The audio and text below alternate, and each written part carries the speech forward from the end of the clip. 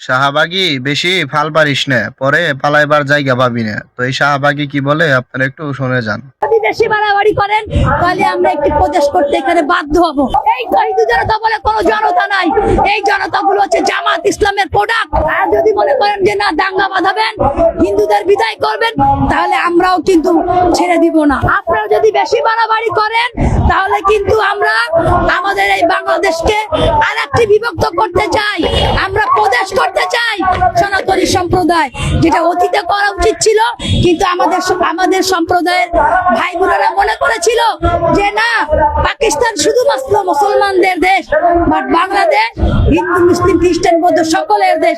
আপনারা যদি আমাদের সাথে মিলেমিশে থাকতে পারেন তাহলে তো অবশ্যই ভালো। আমরাও বলি আসুন মিলেমিশে থাকুন, মিলেমিশে না থাকলে পাকিস্তানে চলে যান। আর যদি বেশি বাড়াবাড়ি করেন তাহলে আমরা একটি প্রদেশ করতে এখানে বাধ্য হব। মনে করবেন না আপনি যুদ্ধ করলে আমরা বসে থাকবো, আমরাও কিন্তু যুদ্ধ করতে জানি। আপনি আমাদের 5টা মারবেন, আমরা আপনাদেরকে 2টো মারবো, সেই দিন কিন্তু আর নাই। আমরা মানবতাবাদী, আমাদের ধর্মে আছে জীবে প্রেম করে যেইজন সেইজন সে বিচে ঈশ্বর। তাই আমরা সকলকেই ভালোবাসি, সকলের মধ্যেই বেঁচে থাকতে চাই।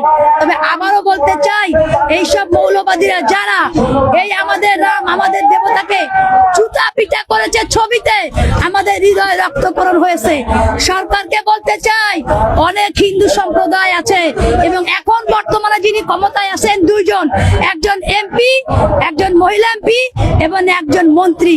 তাদের দৃষ্টি আকর্ষণ করে বলতে চাই আপনার কিন্তু এই জায়গায় আসতে হবে।